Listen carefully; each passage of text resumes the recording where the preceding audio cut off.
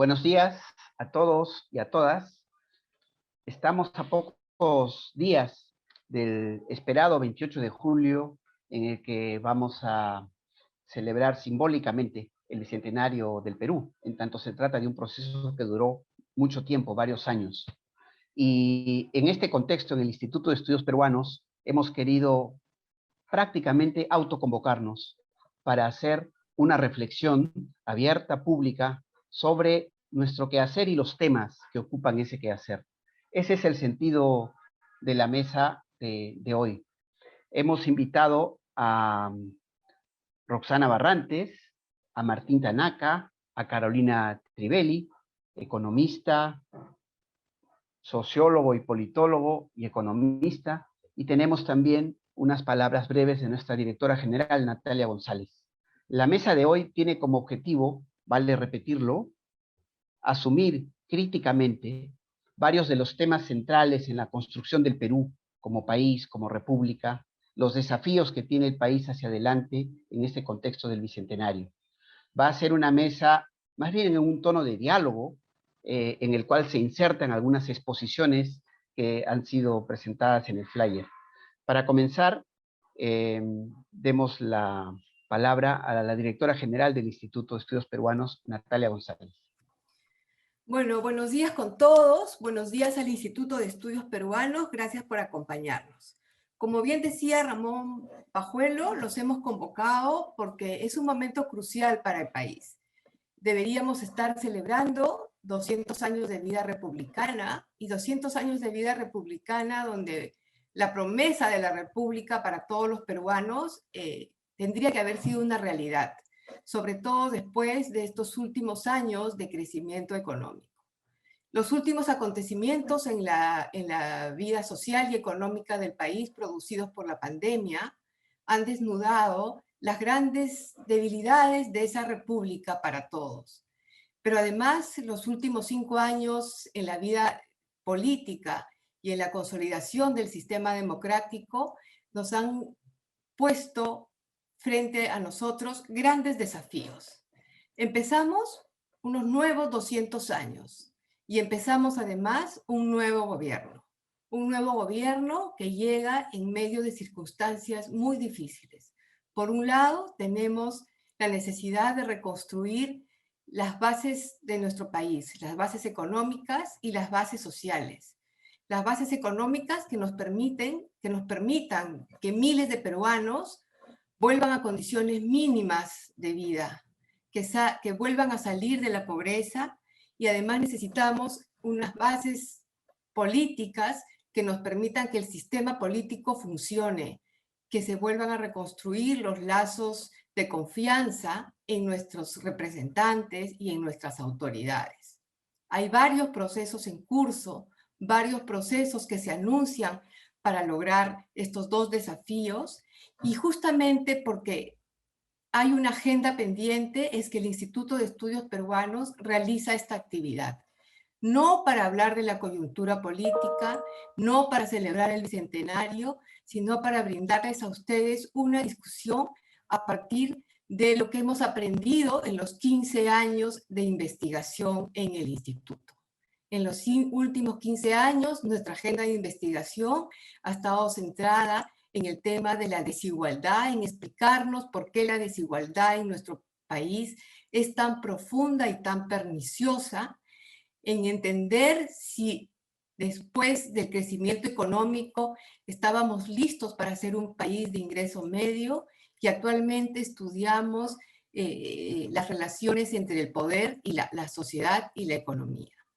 Sobre nuestros hallazgos de investigación de los últimos años es que hemos convocado a 3 importantes investigadores. Y no solamente por su papel en la academia, sino porque han sido directores del instituto y de alguna manera han conducido estos procesos de investigación y conocimiento. Por eso están acá y esperamos que ellos puedan dialogar con Ramón Pajuelo, que es actualmente el director de investigaciones, sobre esa agenda pendiente y sobre esa necesidad de enfrentar estos desafíos en medio de una crisis total donde lo más importante es mantener el Estado de Derecho para todos los peruanos y realizar los esfuerzos para que la inclusión a la vida social, a la vida económica y a la democracia sea también la realidad para la mayoría. Aprovechamos esta oportunidad también para reafirmar nuestro trabajo de investigación riguroso y honesto, en defensa de la democracia, en defensa del desarrollo y en defensa de la igualdad para todos los peruanos. Aprovechamos también para saludar a todos los que nos acompañan y a través de ustedes al Perú por este nuevo comienzo que nos llena de esperanza, pero también de preocupación. Bienvenidos al Instituto de Estudios Peruanos. Gracias por estar con nosotros. Ramón, le damos un minuto y anunciamos que esta mesa verde, como bien decía Ramón, va a empezar con una presentación de Martín Tanaka sobre los desafíos de la democracia en esta coyuntura. Martín, por favor. Bueno, entonces, muchas gracias por la invitación, a todos los que están conectados, por la oportunidad de tener este diálogo. Me propusieron esbozar algunas ideas, proponer algunas ideas respecto a los desafíos que enfrenta la democracia peruana en el contexto actual, pero mirando, como decía Natalia, el mediano y el largo plazo. Bueno, ciertamente es un tema complejo, difícil de abordar, pero lo que yo quisiera hacer en estos minutos es llamar la atención sobre el hecho de que creo que estamos viviendo un momento de cambio, ¿no? A lo largo del tiempo, además en una institución como el Instituto, que tiene varias décadas, siempre es un desafío saber cuánto de continuidad y cuánto de cambio estamos viviendo, ¿no? En ocasiones parece que todo está cambiando, pero uno mira las cosas en perspectiva y resultaba que no tanto, ¿no? Es un balance difícil de hacer, pero sí creo que este momento es un momento que podríamos decir que es un momento de cambio, ¿no? Que se están rompiendo patrones que registramos en los últimos 20, 25 años. Ese es el primer punto que quiero hacer, que lamentablemente después, digamos, como consecuencia de ese rompimiento, se están desatando manifestaciones y se están revelando cuestiones que complican todavía más las perspectivas de desarrollo económico y de mejoras en la representación política, pero que, bueno, y que entonces yo diría que eso es lo que está en juego para los próximos años, ¿no? Pensando en las perspectivas y los desafíos, como nos dice el título, ¿no? Las perspectivas y los desafíos de la democracia peruana, diría yo que está en juego eso, ¿no? Si es que logramos encontrar una fórmula que nos permita encontrar un nuevo rumbo, ¿no es cierto?, a las cosas, que no sea la simple reedición de lo anterior, pero que al mismo tiempo nos ayude a salir de una dinámica de confrontación y de caos y de desorden que finalmente perjudica a todos, ¿no? Esas son algunas de las líneas que quisiera plantear en esta reflexión, ¿no? Entonces, el punto de partida, creo yo, es llamar la atención para ubicarnos en perspectiva en qué sentido estamos viviendo un momento de cambio, ¿no? ¿Qué es lo que se estaría acabando y qué es lo nuevo que estaría ocurriendo, ¿no?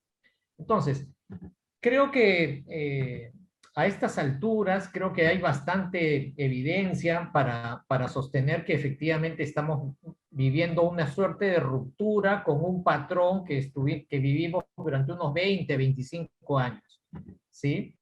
Y ese patrón ha sido caracterizado en investigaciones anteriores, ¿no? Es decir, ese patrón según el cual teníamos una dinámica de crecimiento económico que en medio de todas sus dificultades generó efectos relevantes, ¿no? O sea, se redujo la pobreza, la desigualdad en cierta magnitud, escasa, pero en cierta magnitud también tendió a bajar, aunque se mantenía en muchas otras dimensiones. Y lo llamativo y lo paradójico es que ese crecimiento coexistía con una enorme precariedad política y una enorme debilidad institucional. Y entonces decíamos, esa es la paradoja peruana que iba más o menos desde finales de los 90 hasta el 2015 más o menos, ¿no? Y decíamos, ¿cómo es que estas dos cosas podían coexistir y cuánto tiempo podían coexistir, ¿no? Eso es lo que yo creo que llamaba mucho la atención y se escribió bastante sobre eso. En algunos trabajos yo mismo señalé que precisamente la precariedad política y partidaria dio espacio para que espacios de ámbitos de poder importantes terminaran siendo ocupados por élites tecnocráticas, por redes de expertos, que le dieron cierta estabilidad y permitieron ese crecimiento económico que mencioné. A nivel de las élites sociales, políticas, se vivía una suerte de consenso neoliberal bastante fuerte, ¿no? Y que tenía pues una suerte, y que parecía exhibir una relativa capacidad de absorción de los desafíos que enfrentaba.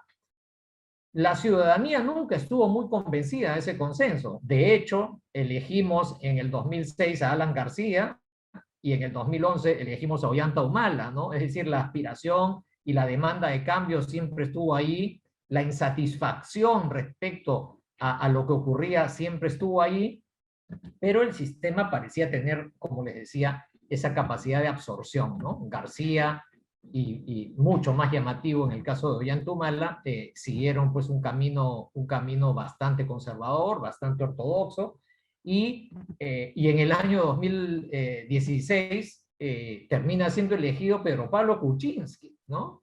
Es decir, un candidato inverosímil, digámoslo así, para llegar a la presidencia en el Perú, ¿no? O que parecía inverosímil, y que en su momento parecía dar cuenta de la importancia precisamente del crecimiento económico, del fortalecimiento de clases medias, de aspiraciones de progreso y de modernidad, digámoslo así, en un sentido más de derecha, por así decirlo, ¿no?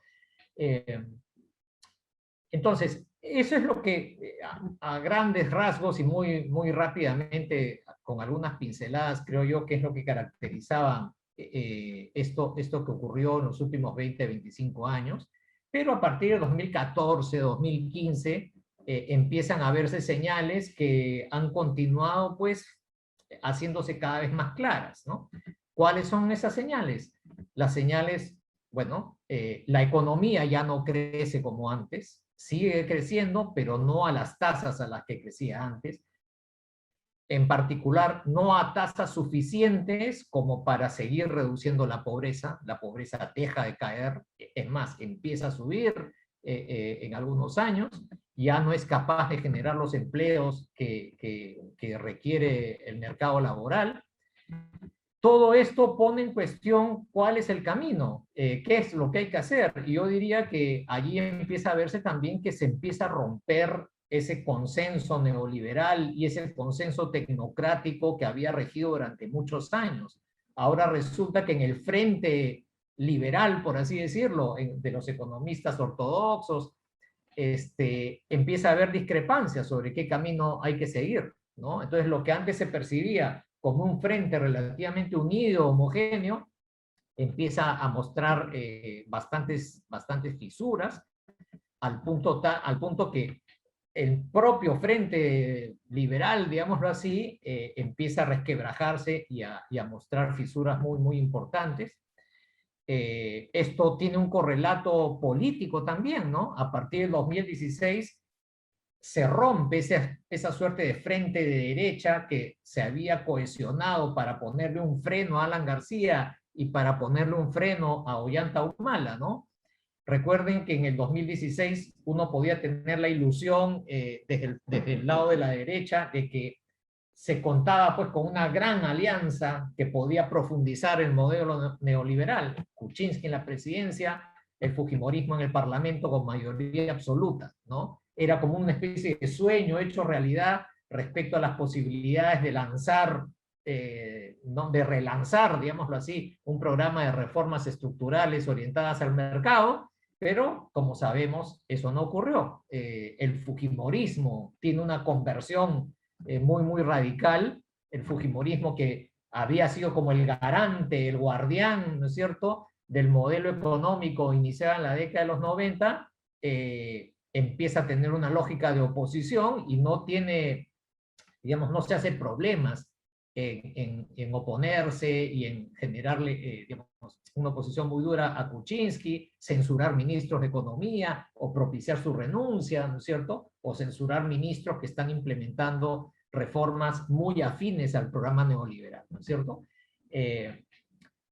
Y bueno, en medio de esto se da pues toda la crisis política que hemos vivido en los últimos años, ¿no? En medio de esto es como que hubiésemos en cierto modo tocado fondo respecto a la precariedad y a los problemas institucionales. Recordemos todos los escándalos asociados a los cuellos blancos, ¿no es cierto?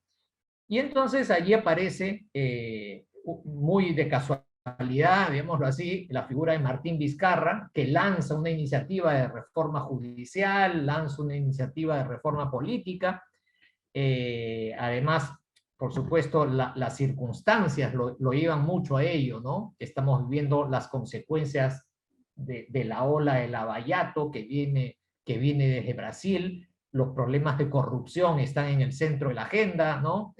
La reforma judicial se empieza a convertir en un asunto central y también, creo yo, empieza a ponerse en discusión centralmente en el Parlamento, por lo menos el asunto de la reforma política, pero este ímpetu reformista es muy precario, es muy parcial, es muy contradictorio y bueno, no termina dando todos los frutos que hubiésemos querido, ¿no?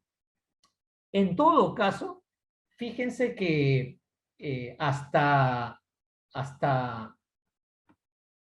septiembre, octubre del año 2019, con la disolución constitucional del Congreso, uno podía decir, miren, hemos pasado por una serie de complicaciones tremendamente dramáticas, pero parece que el sistema todavía tiene capacidad de resistir y de mantenerse siguiendo algunas líneas maestras, como las que había mencionado al inicio, ¿no? Es decir, el fujimorismo pierde en la disputa contra Vizcarra, el Congreso es disuelto y este presidente, que sigue una orientación de centro, digámoslo así, termina imponiéndose.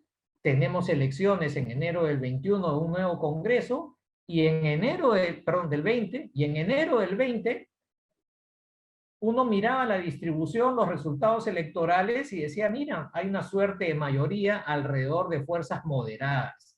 Acción Popular, Alianza para el Progreso y otros grupos políticos eran mayoría. El grupo radical, que era UPP, no tenía pues una representación capaz de construir mayoría. Y entonces parecía que habíamos llegado a una suerte de nuevo equilibramiento, ¿no?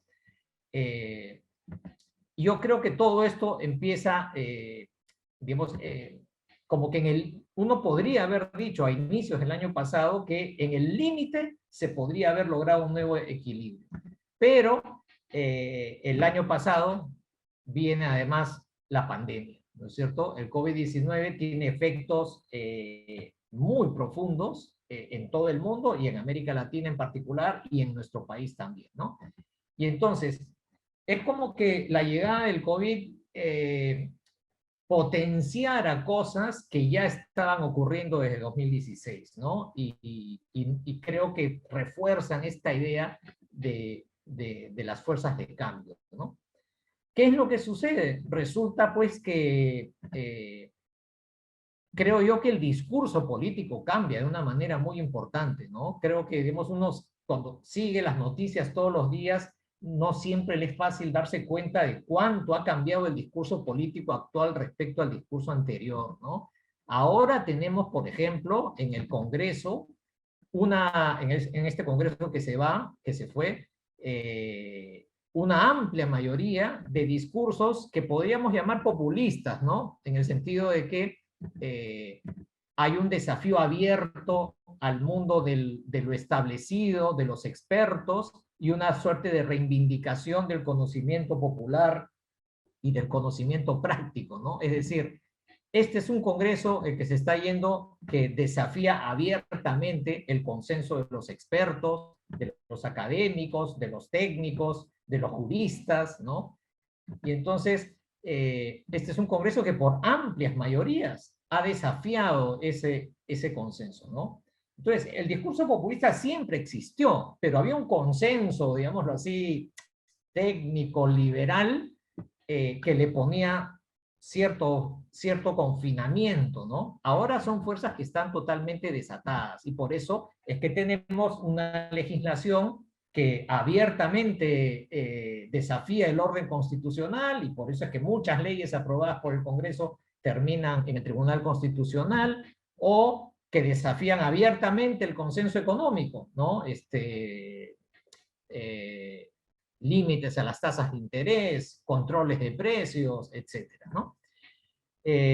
Pero además se suma a este discurso que cuestiona además el saber universitario, el saber académico, ¿no? Los académicos, los expertos son personajes de escritorio que no tienen un conocimiento práctico relevante, ¿no?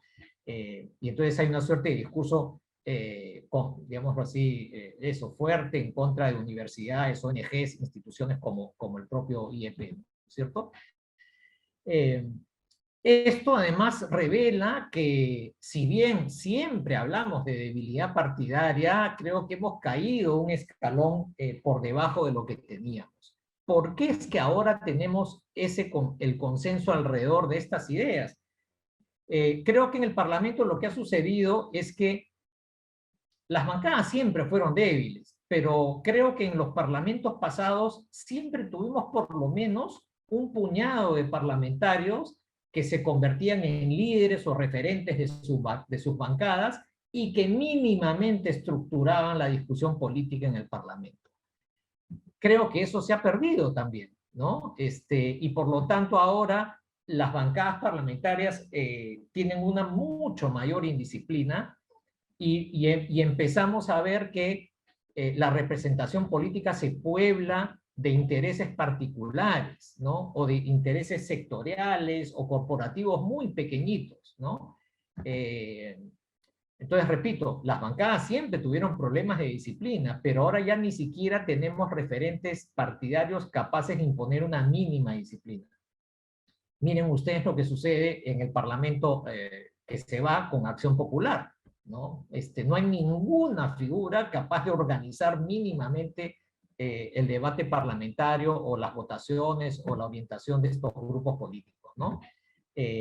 Y creo que lamentablemente esa es una tendencia que se va a repetir en el Parlamento que va a empezar próximamente, ¿no? Se exacerban entonces así lógicas muy de corto plazo y eso es lo que ayuda a entender la declaratoria de vacancia de la presidencia del presidente Vizcarra, la precariedad del gobierno de Manuel Merino y finalmente pues su renuncia en noviembre del año pasado, ¿no?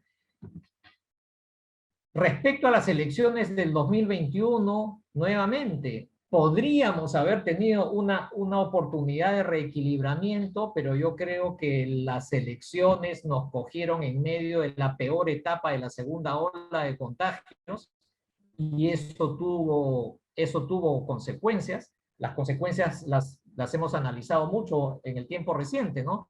Problemas de representación que se presentaron en mayor fragmentación política, la crisis del centro, de las alternativas del centro, la radicalización de las opciones digamos, el fortalecimiento de las opciones más radicales de izquierda, y también la radicalización de fuerzas en el campo de la derecha, ¿no? Es más, la aparición de un discurso extremadamente conservador hasta con tintes medio fascistas, ¿no? Entonces, ya para ir terminando y no extenderme demasiado, ¿no? Fíjense que entonces, como balance, tenemos continuamos con la precariedad económica que arranca hacia el año 2014, 2015, y tenemos como una profundización de los problemas de representación política, ¿no? Estábamos mal y ahora claramente estamos peor, ¿no?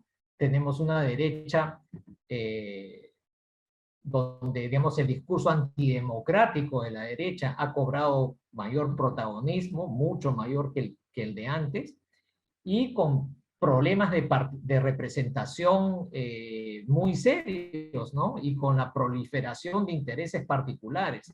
Fíjense que esta proliferación de intereses particulares no solamente la vemos en el Parlamento, también la vemos en el ámbito de la sociedad civil, ¿no? Eso creo que es otra cosa que cabe resaltar.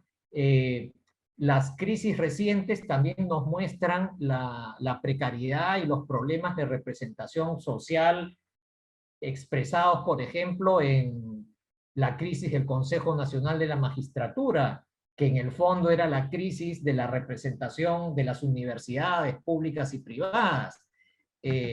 Los problemas ahora con el Jurado Nacional de Elecciones nos llevan a la crisis del Colegio de Abogados de Lima, ¿no? Es decir, colegios profesionales, universidades, gremios en general también están pasando por crisis que son comparables a las crisis de los partidos políticos, y entonces en medio de esta pulverización en la que vivimos tenemos la preeminencia de intereses particularistas en todo orden de cosas, no solamente en la política, en el parlamento, también en el mundo de la sociedad civil, ¿no? Bueno, en este contexto, ¿cuál es la salida? ¿Cuáles son las perspectivas, ¿no? Yo creo que el panorama luce lamentablemente muy complicado. Yo creo que la única esperanza, la luz de esperanza que tenemos es que es claro, me parece, para todos que ninguna fuerza por sí sola tiene capacidad de imponer su agenda o trazar un camino mínimamente viable para el país, ¿no? Ni desde la derecha ni desde la izquierda creo que esa posibilidad existe. Entonces lo que en el fondo está en la agenda es la necesidad de crear acuerdos y construir coaliciones más amplias, ¿no? Entonces, precisamente la inviabilidad de los caminos más particularistas creo yo que es lo que pone en el centro de la agenda la necesidad de estos acuerdos. Estos acuerdos, por supuesto, tienen que, y con esto ya termino, tienen que ser acuerdos en función del cambio social y político. Uno mira el panorama latinoamericano y uno dice, ese es un tema central que está en la agenda, eso es lo que se está discutiendo, por ejemplo, en Chile, ¿no? La necesidad de impulsar una nueva ola de cambios, pero con un mínimo de estabilidad y gestando acuerdos lo más amplios posibles, ¿no? Porque no hay alternativas, ¿no? Las alternativas son el autoritarismo, como estamos mirando, como estamos viendo en Nicaragua, por ejemplo, o pues el simple desorden y el caos, como también se puede ver en otros países, ¿no? Entonces, yo creo que esos son como las opciones y los dilemas y desafíos que enfrentaremos en los próximos años, ¿no? Gracias, Ramón. Gracias, Martín.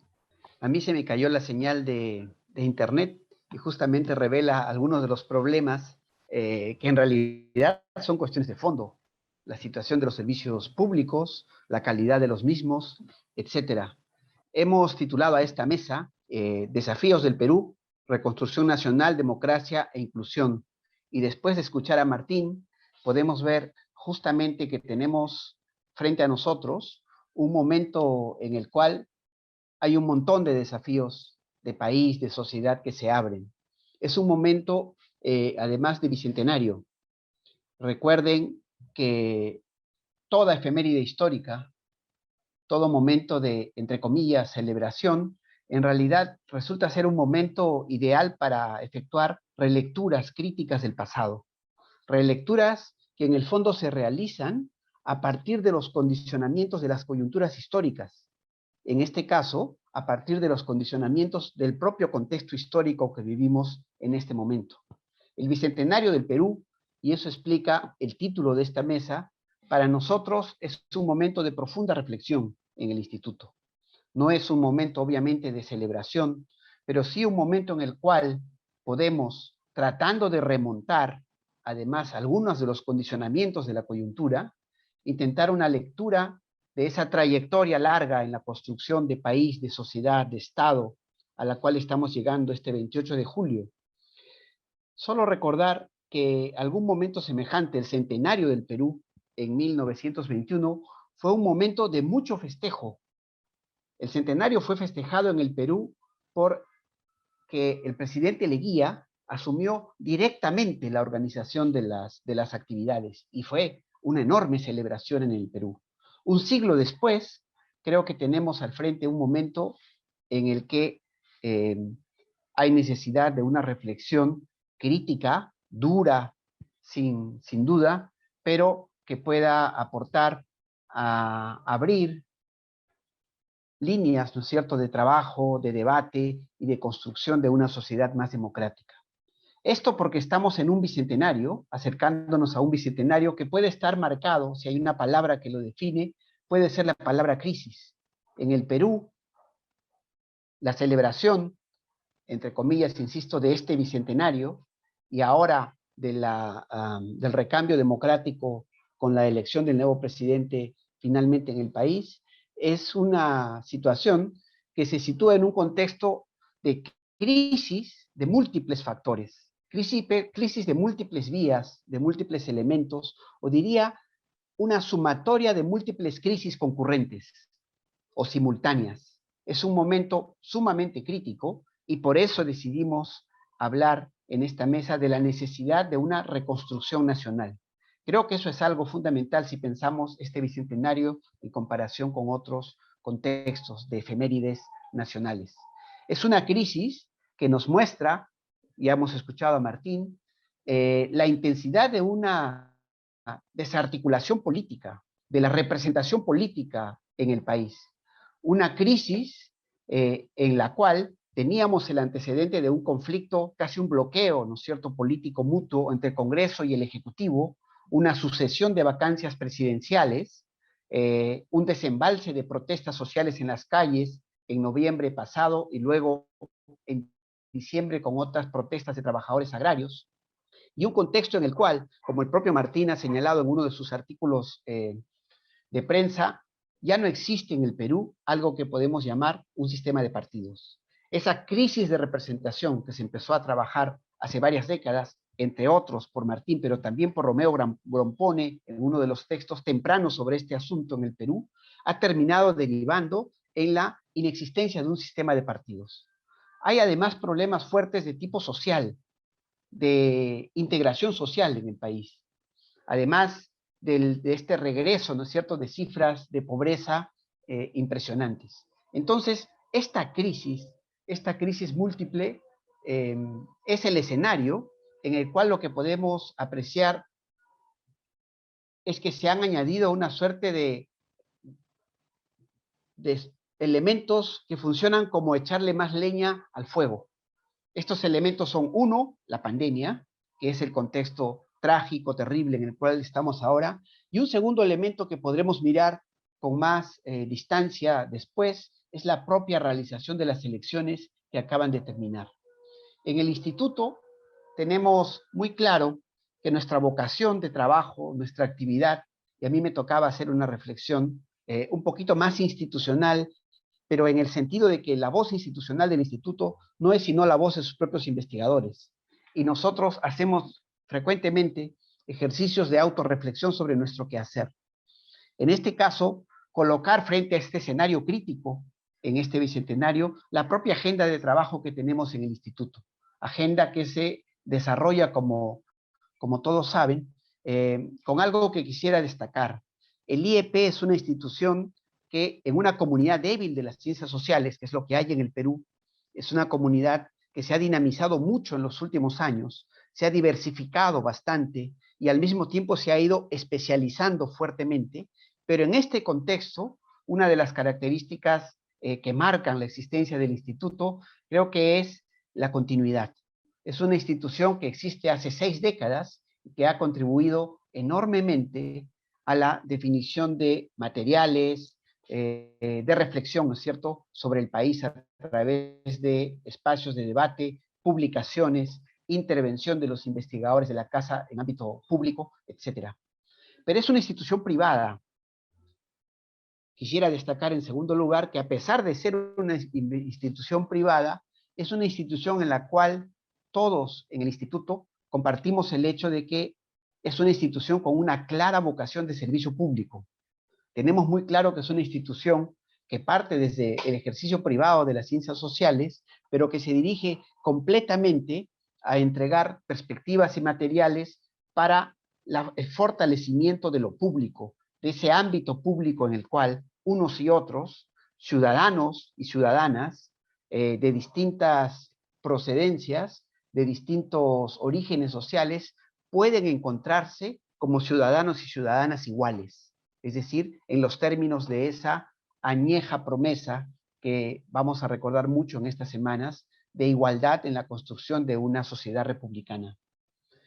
En ese contexto, el Instituto ha desarrollado durante esas 6 décadas de existencia una serie de trabajos que sería obviamente muy cansado recuperar aquí.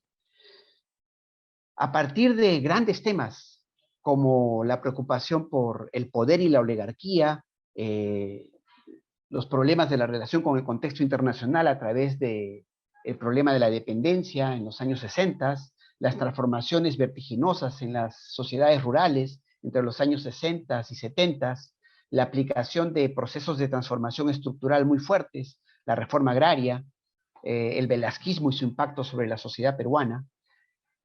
Y luego de esas décadas, digamos, de inicio del instituto, en los años 80, lo que hay es una transformación de esa agenda, una transformación que responde a un cambio también del país. El instituto se abre a reconocer una situación de, con un libro emblemático en esa década, desborde en la sociedad peruana, y además a mirar los retos que plantea la reconstrucción de algo como una trayectoria democrática en el país a partir de 1980, que lamentablemente coincidió con una fuerte amenaza evidenciada en la crisis y al mismo tiempo en la violencia política. Desborde, democracia, crisis y violencia, temas que, digamos que concentran la dedicación del instituto en esos años. A partir de los 90, lo que podemos ver es también en el instituto una suerte de dispersión temática. Y en este contexto se consolida más el instrumento sobre el cual gira en gran medida la reflexión del instituto sobre el país, la definición de programas institucionales de investigación. Se definieron distintos programas que son espacios institucionales financiados por distintos financiadores, básicamente por la Fundación Ford, pero también por otros a lo largo de estas décadas, que permiten la elaboración de proyectos. Es decir, los programas institucionales son gorros de temas o de problemas que consideramos en el instituto que son fundamentales y que son abordados a través de la realización de distintos proyectos de investigación a lo largo de 1, 2 años, en programas que en promedio duran unos 3 años de investigación. Los resultados de esos proyectos son los que se convierten después en los libros que el instituto publica, en los documentos de trabajo que se difunden en nuestra serie de documentos de trabajo, y en la participación pública de los investigadores en el debate en el país.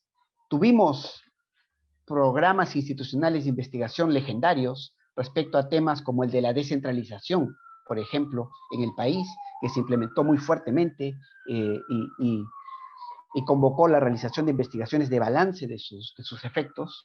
El tema del Estado siempre está puesto allí también. Y en los últimos años, desde el año 2009, y básicamente es a esto que personalmente estoy abocado ahora, realización de un balance de los propios programas institucionales de investigación del instituto para alimentar nuestra reflexión, tuvimos 3 grandes programas institucionales. Uno primero, llamado Entre la consolidación del desarrollo y la desigualdad del 2009 al 2012. Uno segundo, Estado y sociedad en el Perú de ingreso medio, del 2013 al 2016. Y en este momento en el instituto, el programa institucional que articula la discusión en la casa se llama Configuración y ejercicio del poder en el Perú del siglo XXI. Los énfasis de estos temas, y eso explica el título de mi reflexión, pueden describirse a través de la alusión a dos factores.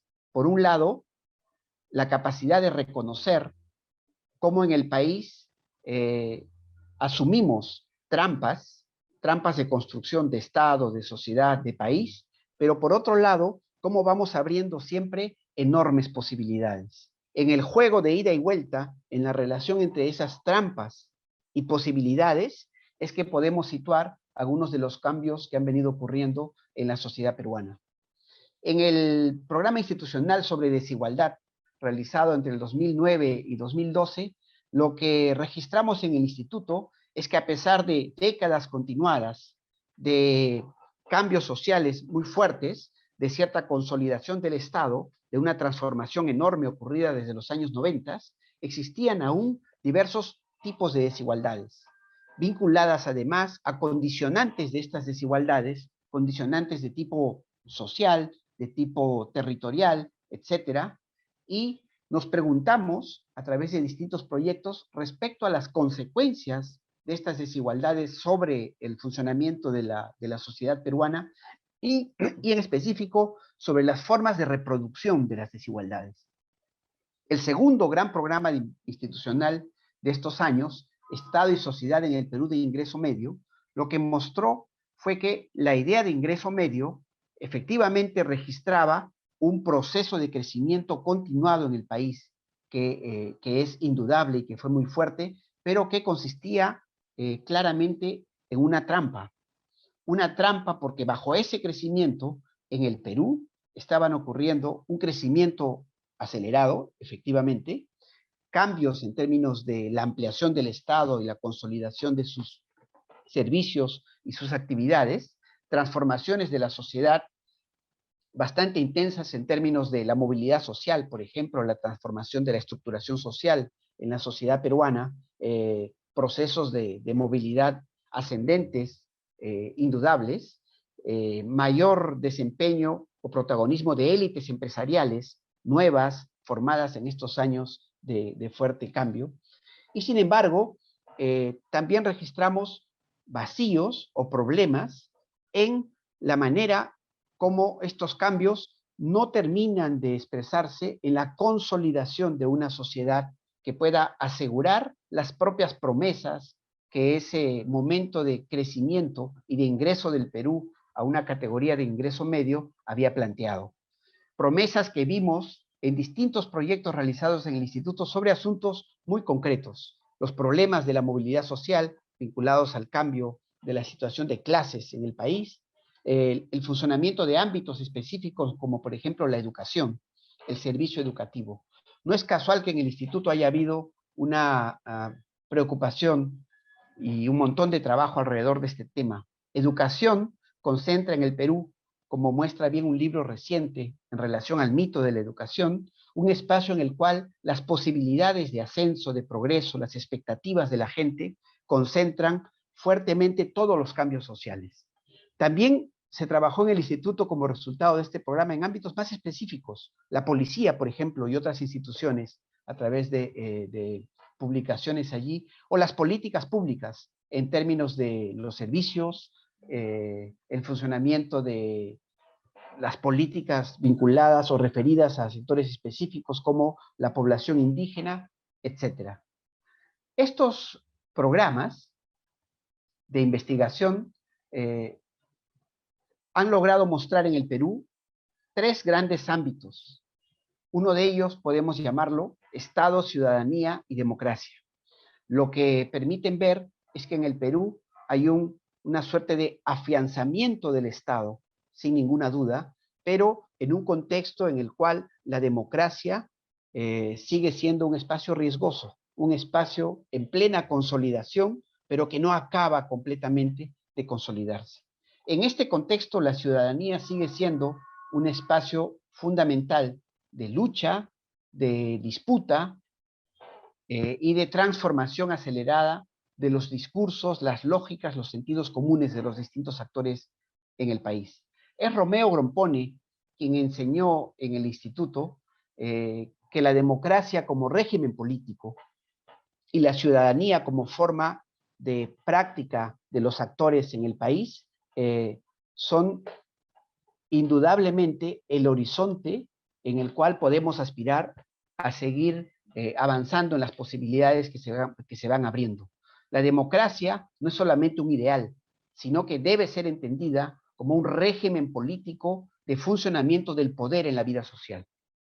Y ese énfasis de Romeo fue de la mano con algunos otros señalamientos de investigadores clásicos del instituto.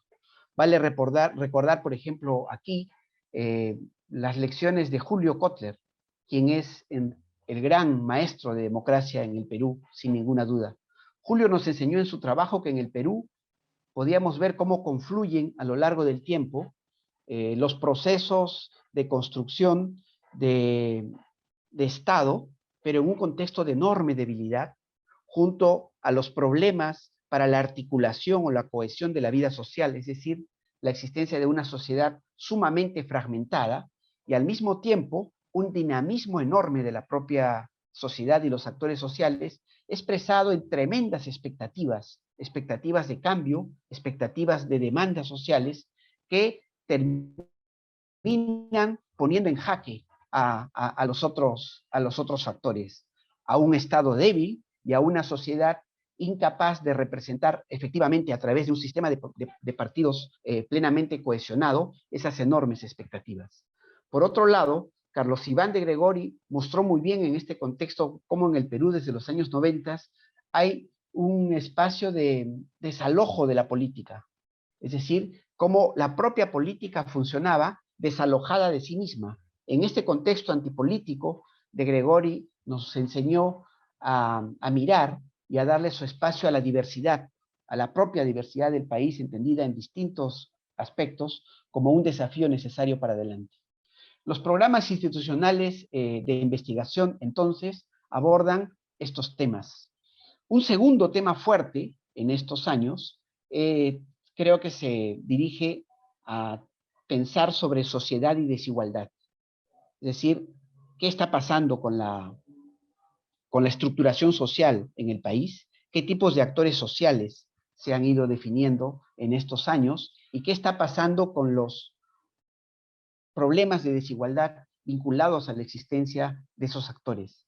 Hay en el Perú, 200 años después de la gran promesa de la igualdad republicana, un tremendo caudal, una suerte de abismos en realidad de desigualdad, como mostraba uno de los estudios realizados en el programa institucional. Si bien hay una dinamización muy fuerte, un crecimiento muy fuerte, se puede ver una clara bifurcación entre una movilidad social entre sectores urbanos y rurales y al mismo tiempo la producción de una reproducción de la pobreza que afecta a sectores que en cierto sentido habían salido incluso del radar.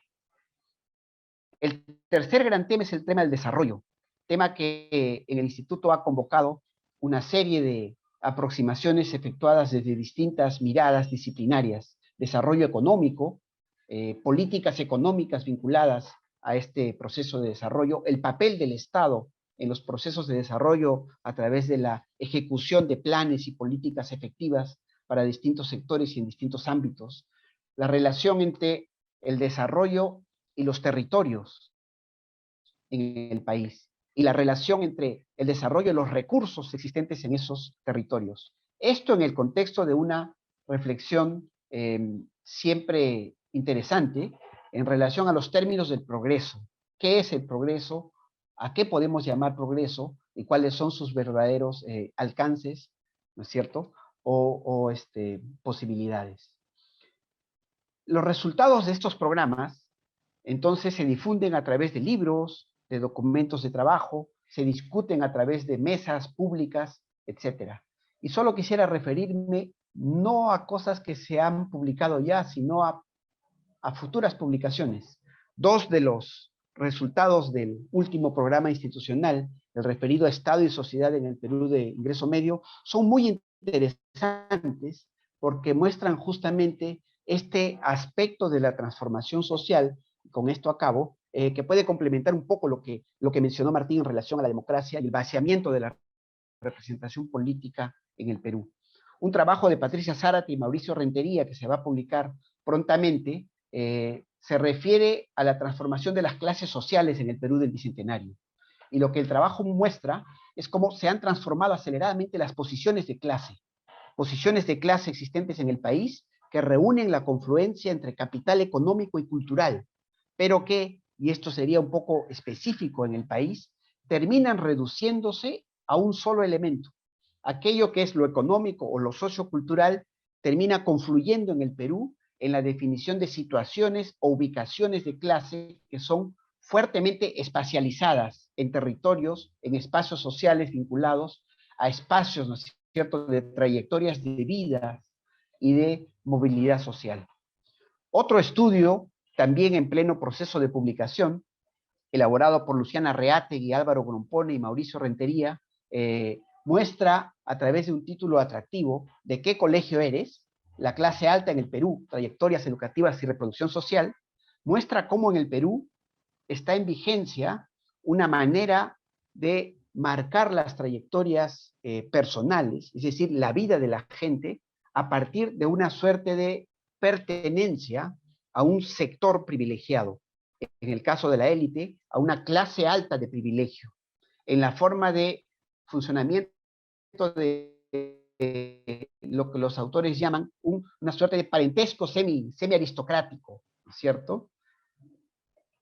Este proceso de reproducción de la clase alta peruana lo que muestra es la existencia de fuertes límites al propio discurso de progreso asentado en la idea del mérito y la meritocracia. En el Perú hay una clase alta que en ese sentido tiene orígenes sociales bastante conservadores, por decirlo menos, en términos de que reúne privilegios que permiten justamente que la propia pertenencia a la clase alta se reproduzcan por esos privilegios de origen. Son resultados como estos los que nos muestran esas trampas y posibilidades que los distintos proyectos institucionales del IEP intentan reflexionar, abrir, plantear a discusión en los términos del propio diálogo de una comunidad, que es una comunidad en la cual hay un siempre permanente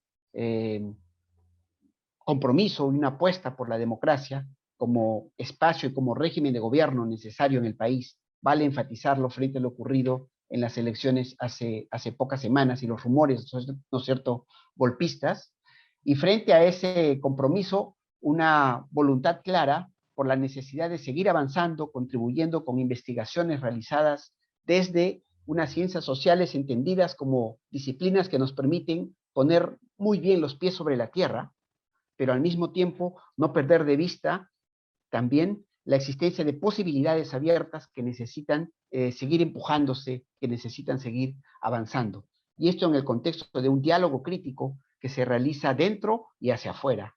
El conocimiento siempre requiere diálogo, y el diálogo requiere la capacidad de poder decirnos las cosas, discutir abiertamente, y creo que los programas institucionales del Instituto, al menos los 3 últimos programas, ofrecen una serie de materiales para poder dar una imagen de conjunto de este Perú bicentenario en algunos de sus centrales cambios, algunas de sus principales trampas que resultan como iluminadas por la linterna de los resultados de las investigaciones y permiten seguir pensando en posibilidades que el Perú en tanto sociedad tiene abiertas hacia adelante. Gracias. Doy el paso entonces inmediatamente a Roxana. Roxana nos va a hablar sobre cambios necesarios para el desarrollo económico en el país. Adelante, Roxana. Muchísimas gracias. Solo confirmando que me escuchan y me ven. Muy bien. Muchas gracias. Adelante. Realmente para mí es un gusto haber sido convocada para esta reunión, porque así la quiero llamar, donde estamos conversando y reflexionando sobre la base de nuestro trabajo en el marco de este espíritu de hacer un alto en el camino debido a que estamos pasando por una fecha que es importante y especial ¿no? Otros países de la región prepararon sendos eventos y sendas actividades, producción intelectual. Realmente cuando yo veía cómo lo estaba haciendo Argentina, yo decía, algo así tendríamos que hacer en el Perú. Y quizá es reflejo de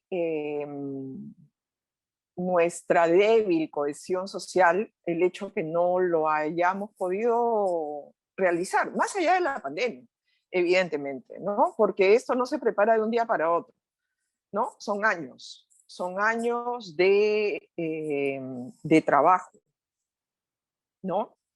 El espíritu de la reunión de esta mañana es uno de conversa, el que ha tenido una oportunidad muy entretenida. En realidad, quienes me han antecedido han tenido la oportunidad de dar lo que habían preparado y por supuesto muy bien, pero yo tengo la oportunidad también de hacer conversar lo que quiero comentar alrededor de los cambios necesarios para el desarrollo económico, también en diálogo o en todo caso con respuestas o reacciones a lo que han dicho mis colegas y mis amigos.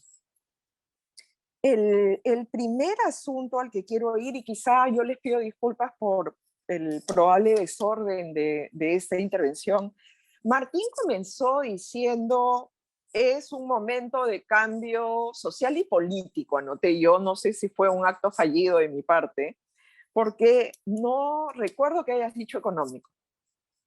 Y eso me da pie a lo que va a ser una de las partes de mi presentación de cuáles son los cambios necesarios para fortalecer nuestra economía, ¿no?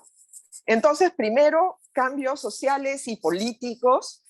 Creo que sería necio decir que no los necesitamos. Pero el tema, al inicio de la pandemia, el año pasado, yo tenía la vaga esperanza, ingenua, dicho sea de paso, de que la pandemia, en tanto requería ayuda de todos para poder salir adelante, lo que sacara a flote sea nuestra voluntad de vivir en sociedad de manera pacífica. Y ingenuo digo porque la reacción humana ante un peligro desconocido es protegerte y protegerte de manera individual. De ahí el título del libro de Richard Dawkins sobre el gen egoísta, ¿no? Estamos, o sea, como humanidad, estamos en la Tierra para que nuestros genes continúen y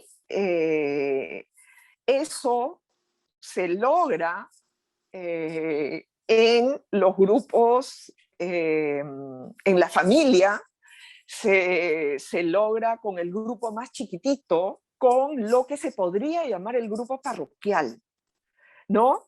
Es el desarrollo de la humanidad que hace que nos juntemos en ciudades y empezamos a interactuar con aquellos con los que no compartimos sangre.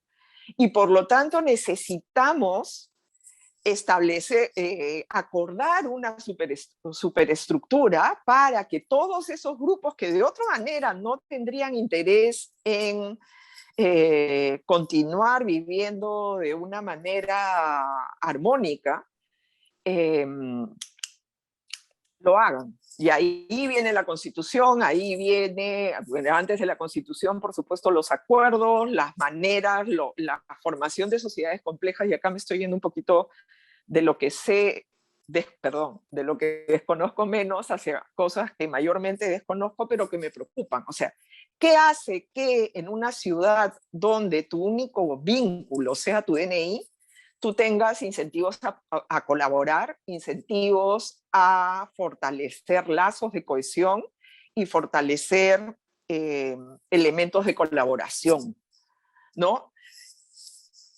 Atado entonces los elementos de colaboración con la importancia de tener organizaciones políticas que representen los intereses de estos grupos y no el interés particular de aquel que se lanza a buscársele elegido para tener el poder, ¿no? Y es consenso entre los politólogos que en la actualidad lo que tenemos es una política dominada por organizaciones políticas e individuos políticos que están pensando en su propio interés y no en el interés de todos.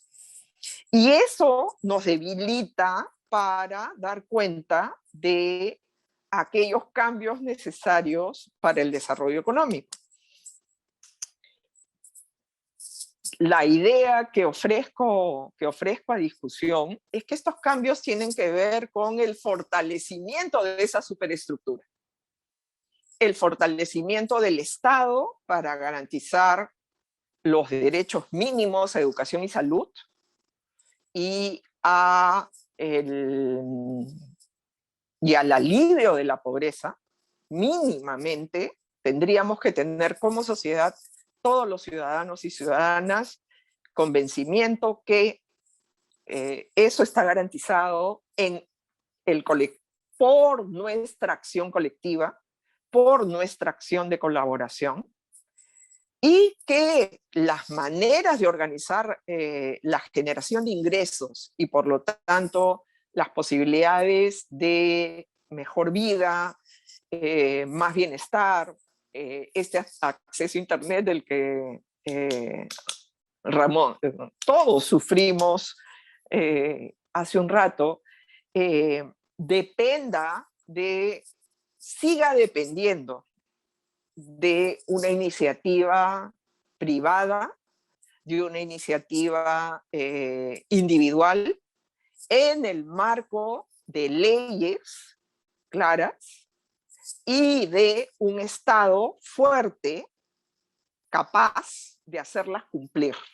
No que, en todo caso, es mi postulado que no es que queramos un Estado más grande, un Estado proveedor de Internet o de electricidad, o un Estado que tenga empresas públicas de producción de leche, sino un Estado que en su misión de garantizar la superestructura de instituciones y organizaciones llamadas a proteger derechos de propiedad, proteger salud pública, proteger estabilidad macroeconómica, den las señales que los individuos vamos a ser capaces de ayudarnos a nosotros mismos. Y que, de no ser el caso que nos podemos ayudar a nosotros mismos, tenemos un Estado que nos va a ayudar a que volvamos a ser capaces de ayudarnos a nosotros mismos. En esa medida, sí me preocupo de la juramentación de la próxima semana. A mí me preocupa mucho qué es lo que va a pasar con todos los organismos reguladores, por ejemplo, que tienen una misión de velar por el cumplimiento de contratos como acuerdo de partes, de las instituciones supervisoras, de la supervisión ambiental, de la supervisión de banca y seguros. Y con eso no quiero decir que todas estas instituciones de las que depende el funcionamiento del mercado, de una economía de mercado, hayan estado funcionando perfecto y que no se tengan que tocar. Es todo lo contrario. Lo que Tanaka comentó en 2015-2016 del debilitamiento de la capacidad de crecer ha venido acompañado, correlación, no estoy diciendo causalidad, curiosamente, con un debilitamiento de estos organismos reguladores, ¿no? Directorios incompletos, tribunales de solución de controversias incompletos, muchas dificultades para poder tener a personas en estas instituciones. Sí me preocupa qué va a pasar. Y ahora, curiosamente, con el cambio, no sé si Martín lo comentó, no ha sido hoy día. Curiosamente, recién, el año pasado se aprobó la Ley de Control de Fusiones y Adquisiciones. Y Perú era prácticamente el único país del planeta que no tenía un control previo de fusiones, ¿no? La gente que estaba en desacuerdo con esto decía, el Estado no es capaz, el Estado se termina siendo capturado por intereses rentistas, entonces las fusiones que van a pasar son aquellas donde pasó más dinero por lo bajo, ¿no? Mientras que aquellos que estaban a favor del control previo de fusiones decían, el control previo de fusiones lo que hace es finalmente conversar en la economía política, porque previene que una empresa tenga demasiado poder en un mercado y con eso termine teniendo mayor influencia de la debida en el accionar político, en el accionar de las leyes, de la promulgación de leyes, etc. Entonces, recién hace un par de meses ya está la nueva estructura orgánica del Indecopi, el reglamento, ya está claro cuáles van a ser las entidades, digamos, el tipo de fusiones que van a tener que pasar por este control previo. Y la verdad es que sería lamentable que todo este esfuerzo de modernización de las instituciones económicas del mercado se separe por una mirada de la economía que desde mi punto de vista o la aclaran o tal como yo la leo hoy día está equivocada. Porque sí necesitamos un Estado más fuerte y que quede claro que podemos tener servicios de salud y de educación de calidad y que no tenemos que hacer rifas ni vender nuestras casas para salir de lo que ha sido una enfermedad producto de salud pública. O sea, porque esto no es, muchos de los casos que hemos visto no han sido, de estos casos tristísimos, inhumanos, no han sido casos de una persona muriendo por un cáncer o por otro tipo de enfermedad que los economistas llamaríamos muy, muy idiosincráticas, o sea, es a esa persona. No, esto es un problema de salud pública que como Estado hemos sido incapaces de manejar y que ha hecho que las personas maten toda su acumulación de activos, muchos de ellos pensando en su vejez. No podemos como sociedad mantener un contrato social sobre la base de que, hace poco escuchaba nuevamente Maestra Vida los 2 discos completos, de que los partidos que nos gobiernen sean los partidos rebúscate como puedes. Sin embargo, eso no significa que la producción de medicinas deba depender de una empresa pública o que la importación de algún producto tenga que pasar por controles que ya no se ven en una economía globalizada. Junto con ello, en los 5 minutos que me quedan, y yo recuerdo que me quejaba, 20 minutos es mucho, pero acá estoy tomando todo el tiempo y me faltan como 8 puntos. Un tema que me parece crítico, a la luz de no volvernos parroquiales, y acá no quiero que me malinterpreten, sino queremos ser una economía que mira y aspira a tener servicios sociales como lo tienen hoy los estados de bienestar.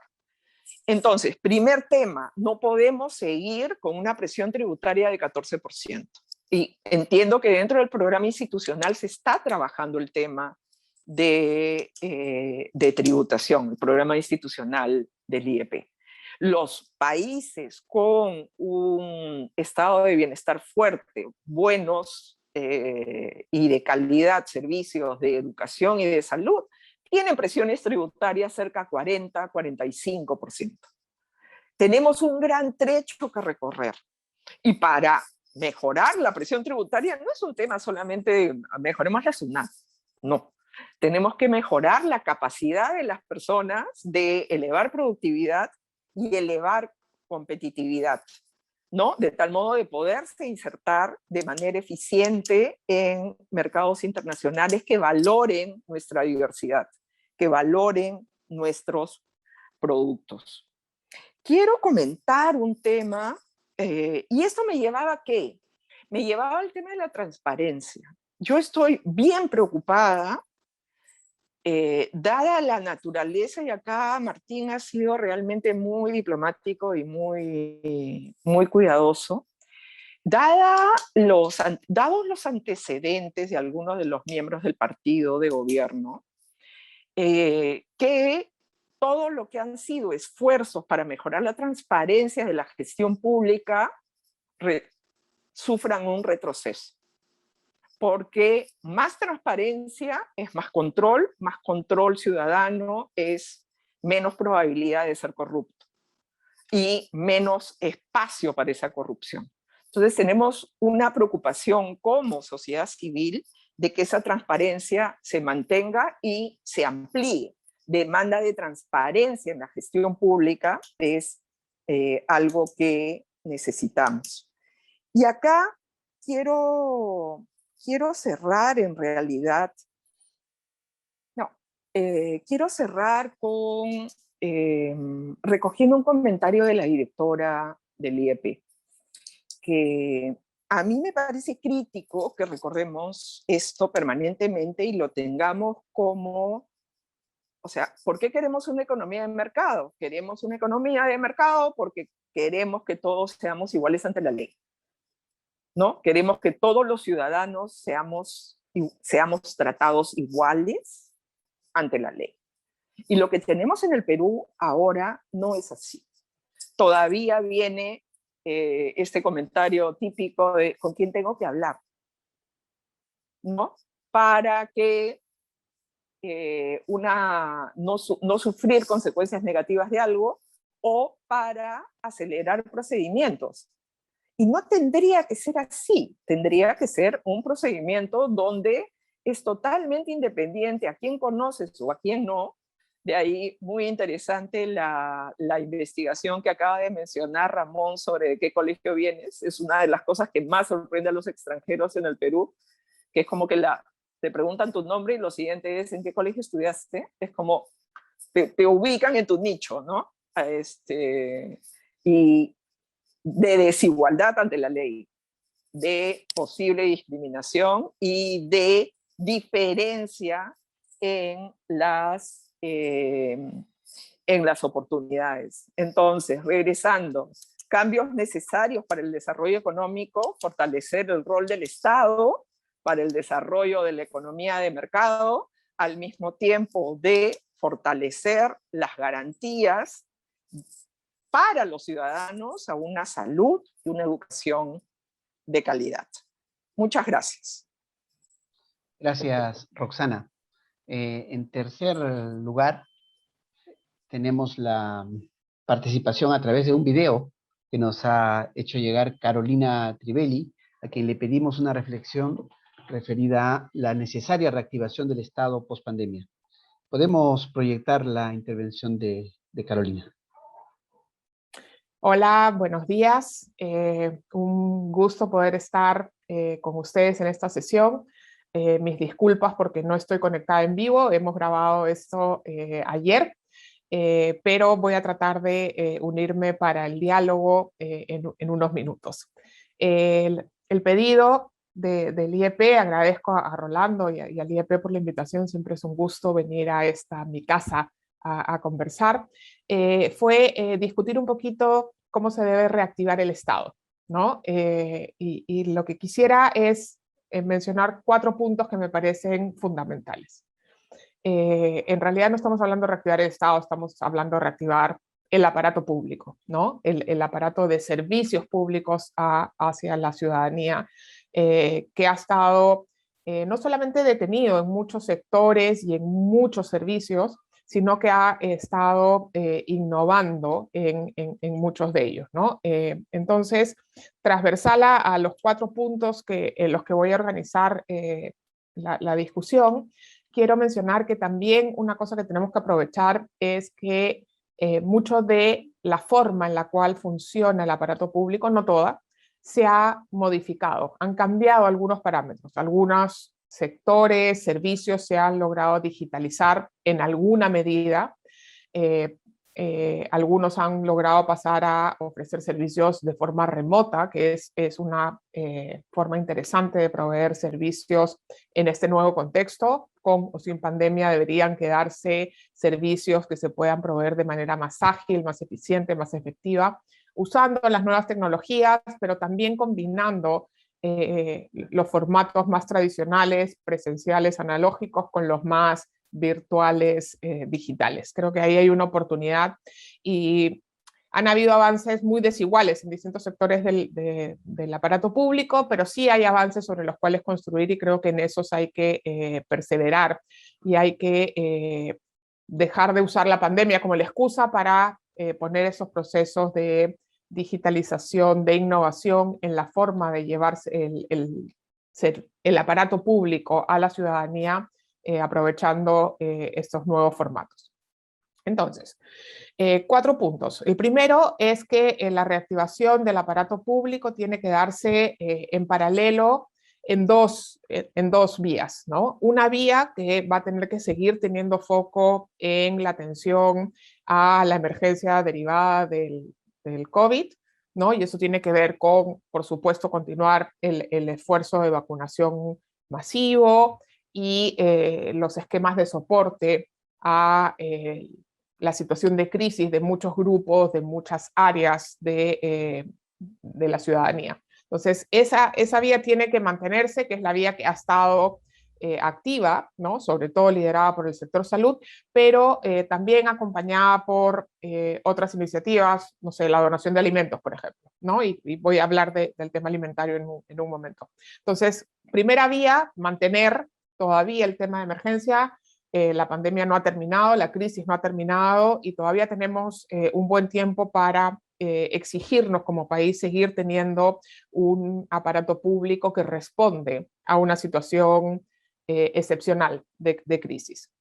Pero la otra vía es, a medida que la pandemia va siendo controlada, ya sea por el incremento de los casos de vacunación, como porque tenemos mayor entrenamiento en cómo convivir con esta situación de pandemia, es la recuperación de los servicios básicos relevantes para la ciudadanía. Y ahí quiero enfatizar 3 que me parecen importantes. Uno son, por supuesto, los temas de salud preventiva, ¿no? Estos temas complementarios que no tienen que ver con la atención de situaciones de emergencia, sino con los temas de prevención, de tratamiento de distintos tipos de problemas de salud, desde la anemia hasta tratamientos de, por ejemplo, salud sexual y reproductiva, hasta temas de educación en temas de salud. Eso está muy golpeado y exige un esfuerzo particular para tener estas 2 vías a la vez operando en el sector salud. Y lo mismo en el sector educación. Yo creo que la vuelta a clases presenciales es un deseo, es una necesidad, pero el proceso de regreso a las aulas es progresivo, va a exigir que el sector de educación mantenga el tema virtual, pero a la vez vaya generando rutas para ir regresando a las escuelas que permitan no solamente mejorar condiciones educativas para los niños, que es fundamental, pero también para las familias de esos niños que puedan retomar las dinámicas familiares sabiendo que los niños están en la escuela con seguridad, con alimentación, con otros servicios. Y el tercer punto tiene que ver con el sistema de justicia, ¿no? En general, digamos, diré seguridad y justicia. Hay un, digamos, atoro en procesos judiciales, en temas de, que hay que resolver porque no solamente están impidiendo que estos servicios lleguen a la población, sino que los están haciendo más lentos, a pesar de los esfuerzos y los avances que se han logrado en digitalizar y permitir procesos remotos y expeditivos. Creo que ahí yo diría que esos son los 3 sectores en los cuales hay que tomar una acción para ir retomando un mínimo de calidad de servicio del aparato público.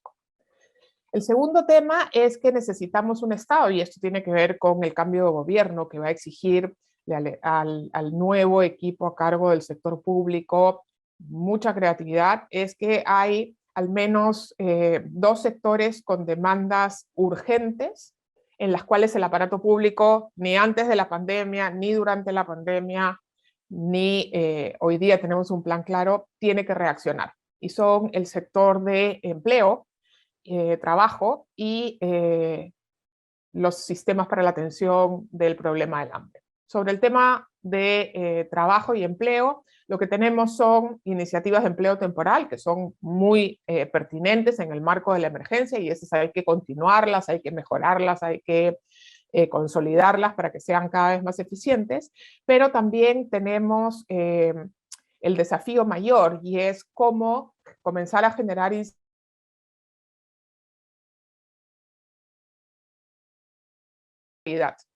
¿no? Empleos más formales, y ahí se requiere un esfuerzo del aparato público que sea mucho más grande que lo que puede hacer el Ministerio de Trabajo. Aquí claramente el Ministerio de Economía y Finanzas, pero también produce, pero también otros sectores, agricultura, comercio exterior, pueden jugar un rol fundamental en generar paquetes de incentivos para la reactivación de determinados tipos de empresas con determinadas condiciones para la generación de empleo.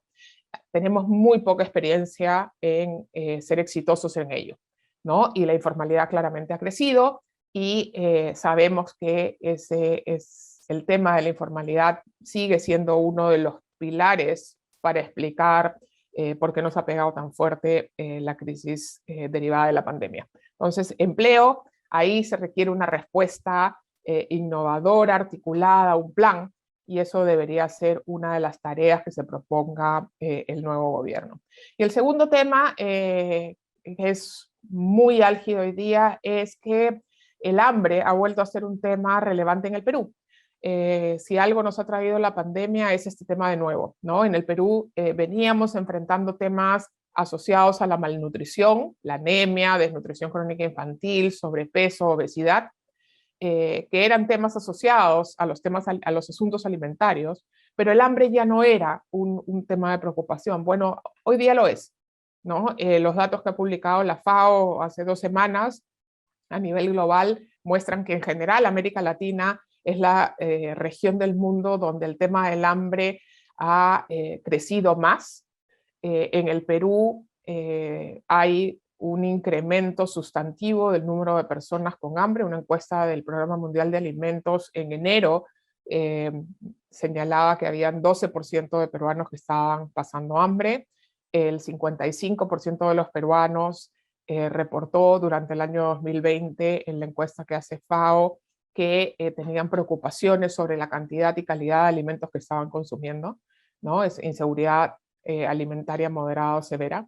Y eso es dramático, ¿no? Y lo vemos todos los días en las ciudades sobre todo, pero hay un problema de hambre que afecta a millones de peruanos y no podemos permitirnos eso como país. Desgraciadamente, la respuesta del aparato público a los temas de hambre es una respuesta muy parcial, muy compartimentalizada, y requerimos un plan de emergencia. El tema del hambre no se va a resolver inmediatamente. Yo creo que nos quedan muchos meses todavía enfrentando situaciones de hambre en zonas urbanas sobre todo, pero también en las zonas rurales, y creo que ahí necesitamos que el aparato público tenga una respuesta mejor que Jaliwarma donando bolsas de alimento a los municipios o a las ollas comunes o a los comedores populares. Necesitamos algo mucho más inteligente y articulado para iniciar un proceso de recuperación. El tema del hambre ya no era un problema en el Perú, es hoy día otra vez un tema y no podemos permitirnos eso. No deberíamos poder dormir tranquilos, en general los peruanos y mucho menos los funcionarios públicos, sabiendo que hay millones de personas y muchos niños enfrentando situaciones de hambre que van a tener consecuencias probablemente de largo plazo.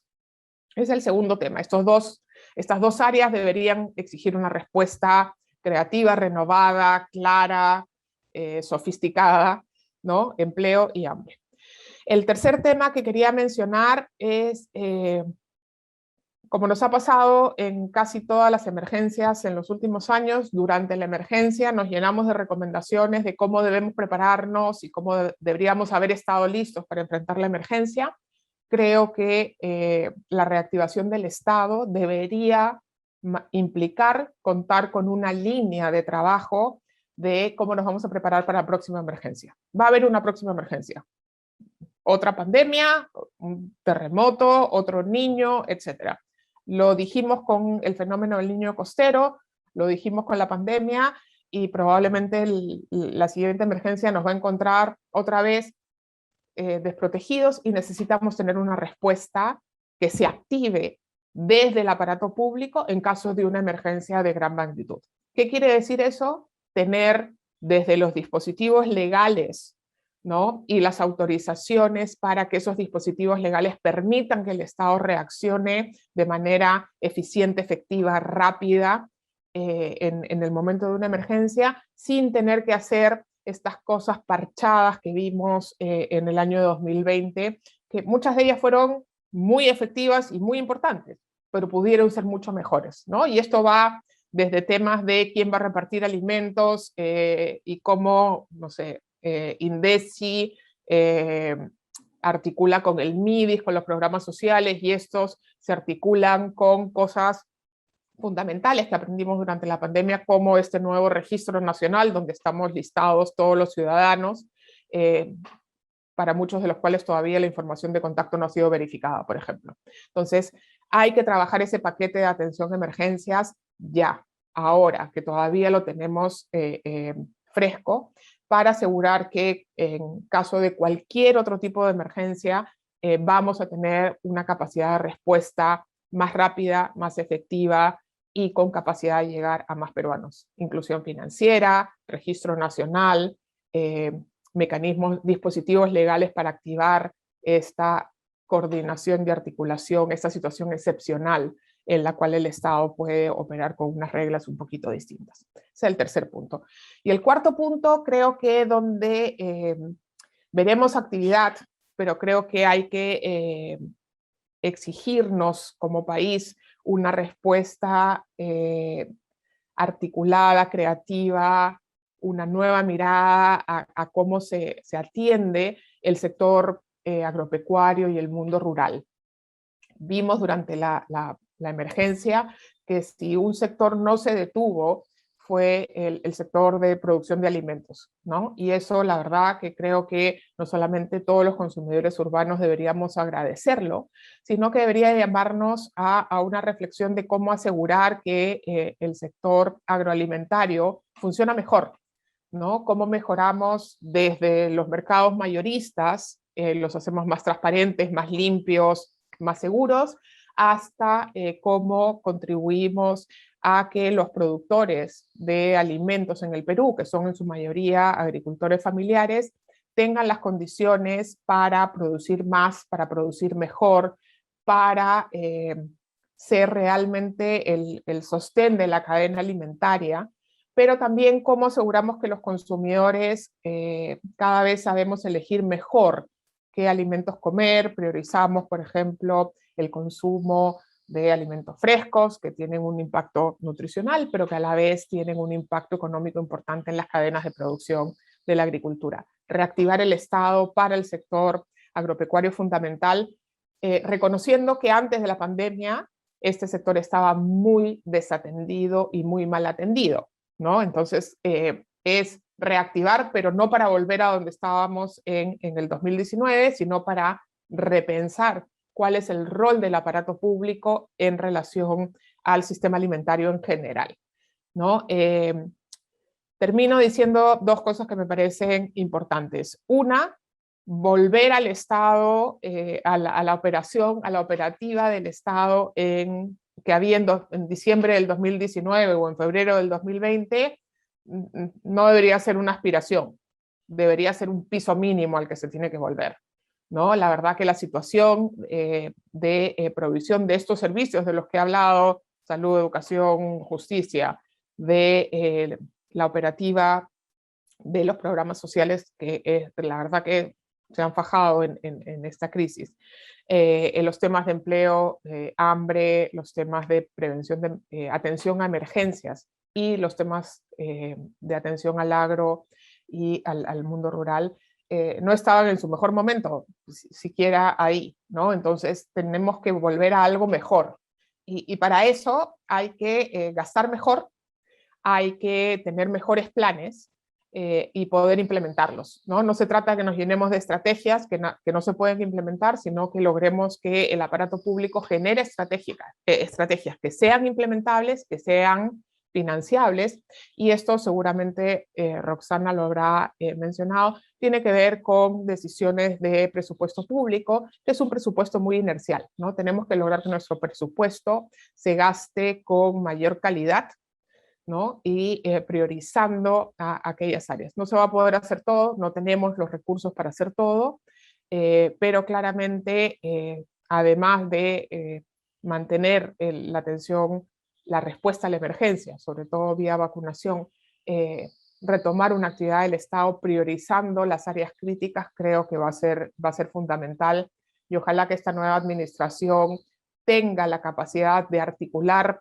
equipos y respuestas a estos temas, sobre todo empleo, hambre, agricultura y la atención a la próxima emergencia de manera efectiva en sus primeros días de gobierno, que veamos esa señal. Yo creo que eso sería algo no solamente deseable, sino fundamental para que la recuperación del año 2022 sea realmente que nos movilice hacia una situación de mayor sostenibilidad. Bueno, lo dejo ahí, espero poder sumarme a las preguntas en unos minutos. Muchísimas gracias. Gracias, Carolina. Y bueno, Carolina ya se sumó, le damos la bienvenida, está ahora con nosotros. Hemos reconocido entonces una situación crítica que coincide con la conmemoración de nuestro bicentenario en el país, una situación crítica de múltiples factores concurrentes. Martín señaló los problemas vinculados a la democracia, a la ausencia de una consolidación democrática y a la desarticulación de la capacidad del propio sistema democrático en términos de la presencia y el alcance de los partidos. Roxana mencionó cómo estamos en un escenario en el cual hay que tener frente la perspectiva de un encuentro virtuoso entre cambios y continuidades que conduce, por ejemplo, al reto de preguntarnos por el rol del mercado y el rol de lo privado en adelante en el país para cosas tan concretas como, por ejemplo, el funcionamiento y la provisión de servicios. Y Carolina ahora acaba de recordarnos que frente al escenario crítico de devastación que existe en el país, necesitamos acciones concretas para poder asegurar que podemos responder como sociedad a los impactos tremendos y concretos que nos ha dejado la crisis en términos de enfrentar situación de empleo, los problemas del hambre y su regreso en el país, asegurar la capacidad nacional, estatal, no solo estatal, social en el país de reaccionar frente a otras posibles emergencias y recuperar un empuje, ¿no es cierto?, en tanto país a la importancia del sector agropecuario. Natalia González, nuestra directora, nos alcanza una pregunta que es como una pregunta de fondo. Entonces, tenemos al frente este panorama y además avances de los propios trabajos del instituto aportan a una agenda de diagnóstico respecto a democracia, el sistema político, el desarrollo, etcétera. La gran pregunta es, ¿consideramos que el nuevo gobierno podrá enfrentar esta necesaria agenda de reconstrucción para adelante? Considerando además la debilidad y la agenda constitucional que el propio posible tema de la Asamblea Constituyente pone por delante. Hay además varias otras preguntas para esta segunda ronda. A Roxana, por ejemplo, le preguntan cómo se pueden recaudar más impuestos en un país donde la población informal es más del 70%. Asimismo, para Martín, preguntan respecto a la situación de los partidos en el contexto de regreso a la democracia, que se han visto debilitados, pero ¿qué mecanismos podemos tener para fortalecer los partidos? Nos dice Rodrigo en una de sus preguntas. ¿Cómo recuperar un fortalecimiento de los partidos? Jaime pregunta, Jaime Ramos, ¿cuál es el punto de vista, Roxana, respecto a este comentario? El modelo económico genera recursos económicos. El problema es la gestión del Estado para administrar los recursos a fin de satisfacer las necesidades básicas de la población. Hay una pregunta de Rolando Pilco desde Puno respecto al lugar de los pueblos indígenas en este contexto del bicentenario peruano hacia adelante en la reconstrucción del país. Otro participante nos pregunta, Nicanor, ¿tienen ustedes, si tenemos alguna información respecto a la relación entre la información producida por el Instituto de Estudios Peruanos y el diseño de políticas públicas en el país? Si existe este trasvase o no, ¿cómo está esta situación de relación entre la investigación, en las agendas de investigación y la ejecución de políticas públicas? Tenemos entonces un siguiente momento de diálogo a partir de preguntas como estas. Y quería justamente preguntar yo mismo a Martín, enfatizar un poquito esto de la crisis de representación.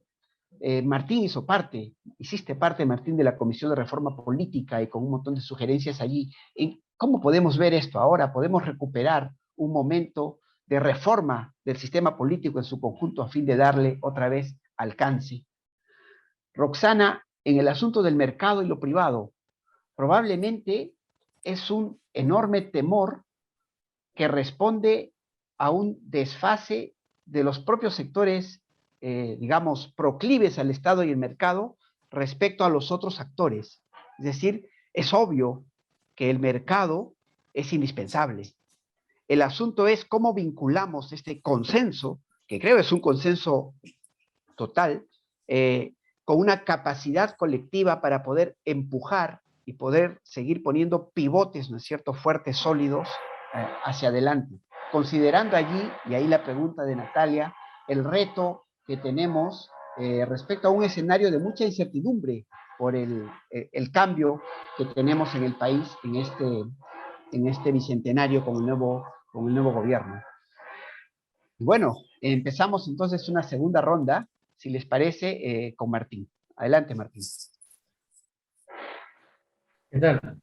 Bueno, muchas gracias. Gracias por las preguntas tan interesantes y tan difíciles de responder, ¿no? Pero bueno.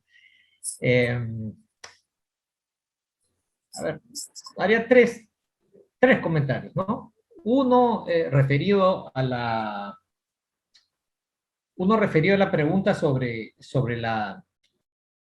los partidos políticos, el fortalecimiento de los partidos, la reforma política que mencionó Ramón, ¿no? Quisiera empezar por ahí. Entonces, creo que es importante darnos cuenta de que hace años que estamos en una discusión de reformas constitucionales, ¿no? Y que hemos hecho un montón de reformas constitucionales en los últimos años, ¿no? Entonces, por ejemplo, creamos la Junta Nacional de Justicia, desaparecimos el Consejo de la Magistratura y en el contexto de la reforma política cambiamos el funcionamiento de la inmunidad parlamentaria, impusimos este criterio de que sentenciados con sentencias en primera instancia no deben participar en elecciones, y estábamos discutiendo el tema de la bicameralidad, por ejemplo, ¿no? Entonces, todas estas son discusiones para el fortalecimiento del sistema político, ¿no? Entonces, yo lo que creo es que lo ideal sería continuar con esa discusión, ¿no? Aprovechar que el gobierno actual ha puesto en agenda la necesidad de repensar el modelo constitucional, ¿no? Pero entonces, claro, allí el gran desafío es abordar esos temas de fondo, pero, digámoslo así, gestando acuerdos que permitan estas reglas de convivencia que nos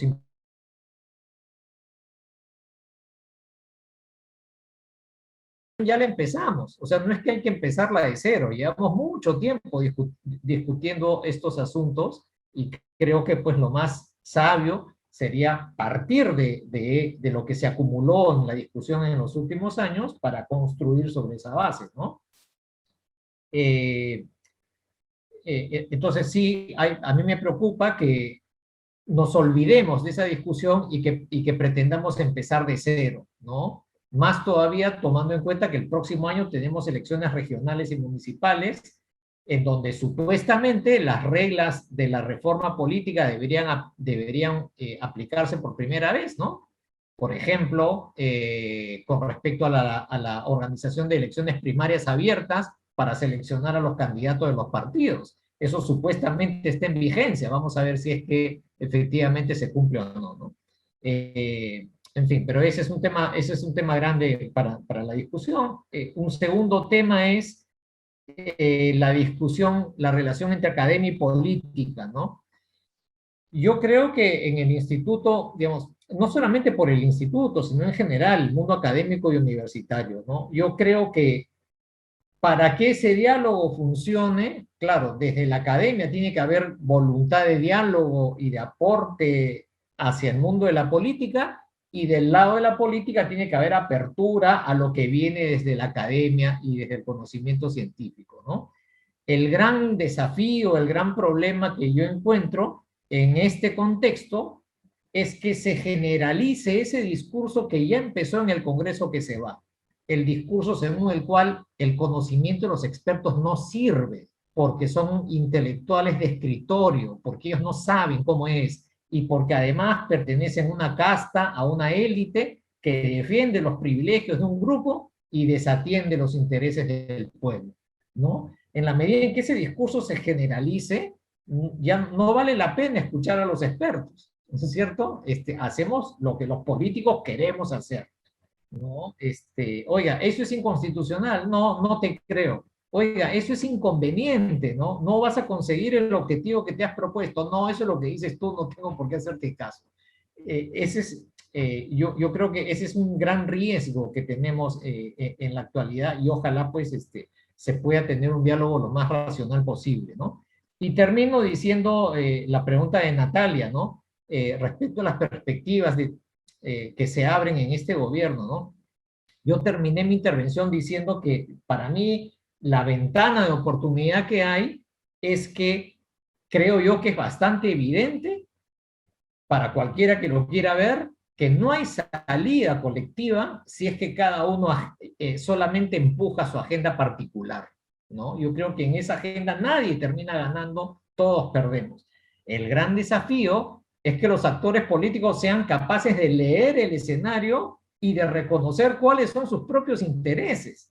Fíjense que hacer lo que me conviene no es tan fácil, porque los actores políticos tienen la cabeza llena de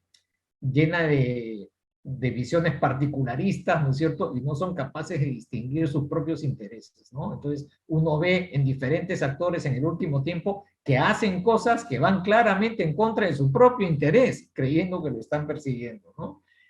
Entonces, esperemos que el gobierno sepa leer el escenario, entender los límites que le impone la correlación de fuerzas que existe y actúen en consecuencia de eso, ¿no? Es lo que podría decir brevemente. Gracias.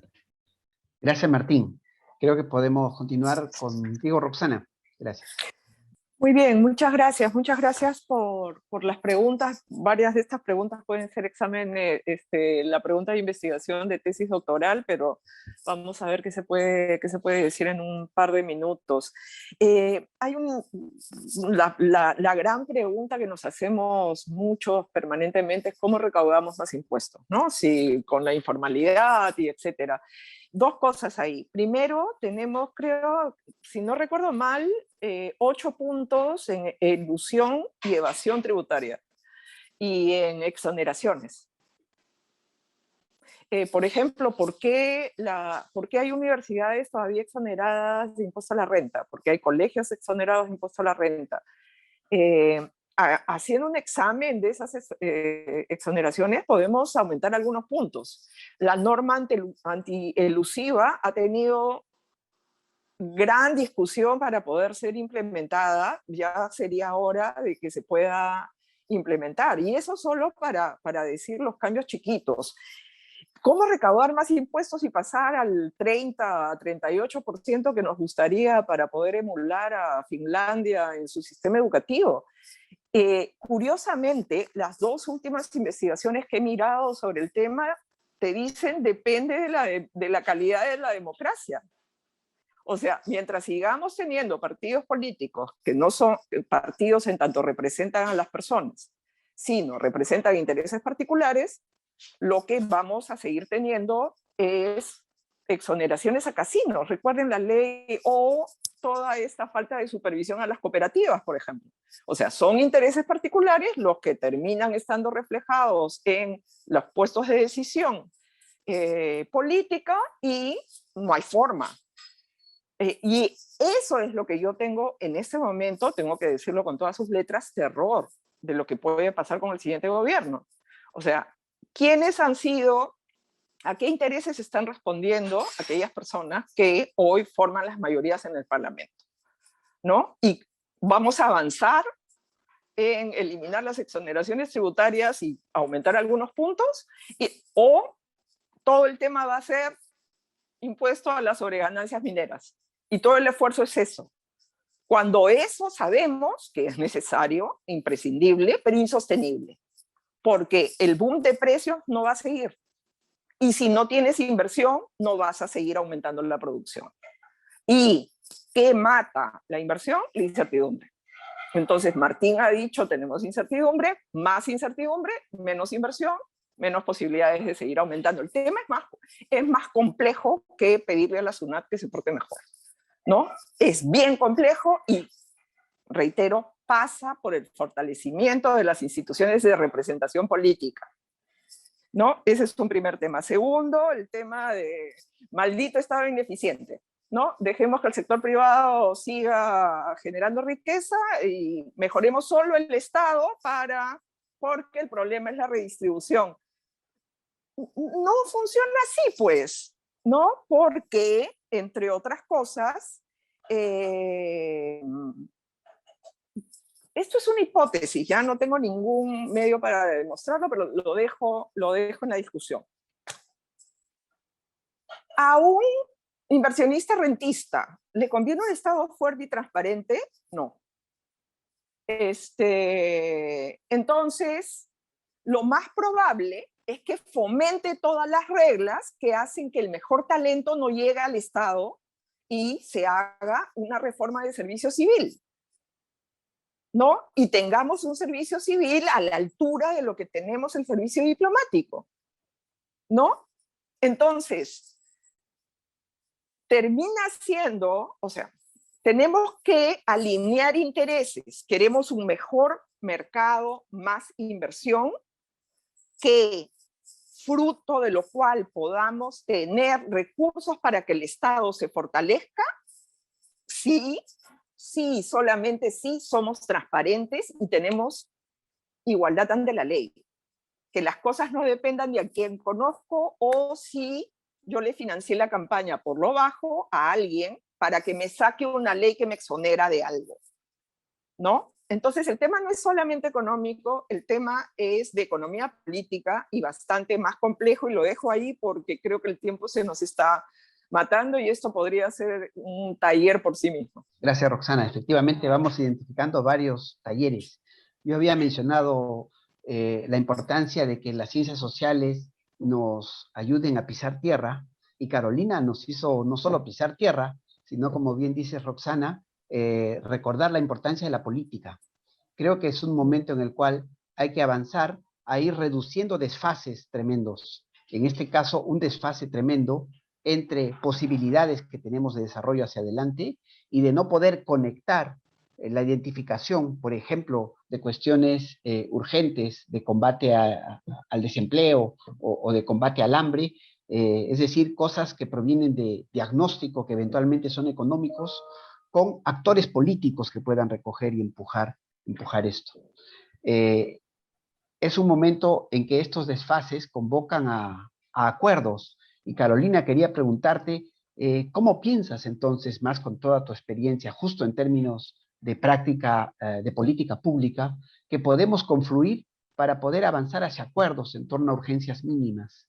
Creo que es una urgencia que tenemos al frente en este contexto de Bicentenario. Hola a todos, perdonen porque no pude llegar antes, pero aquí estoy. Llegué justo cuando yo misma estaba hablando, o sea que aquí he escuchado por lo menos el intercambio.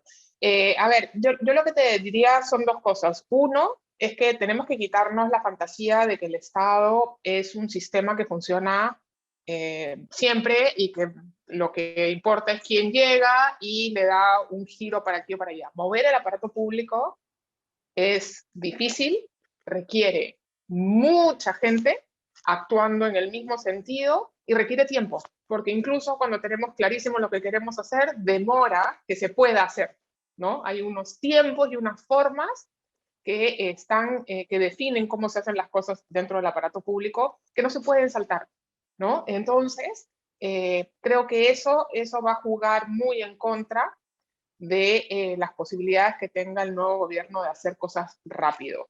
Por eso creo que lo fundamental es que se enfoque en 2 o 3 cosas imprescindibles, continuar con la vacunación, retomar 2 o 3 actividades y concentre todo su esfuerzo de sus técnicos, de sus liderazgos políticos, de su construcción de narrativa nacional, para que esa porción del Estado al menos pueda girar hacia donde sus lineamientos políticos los empujen.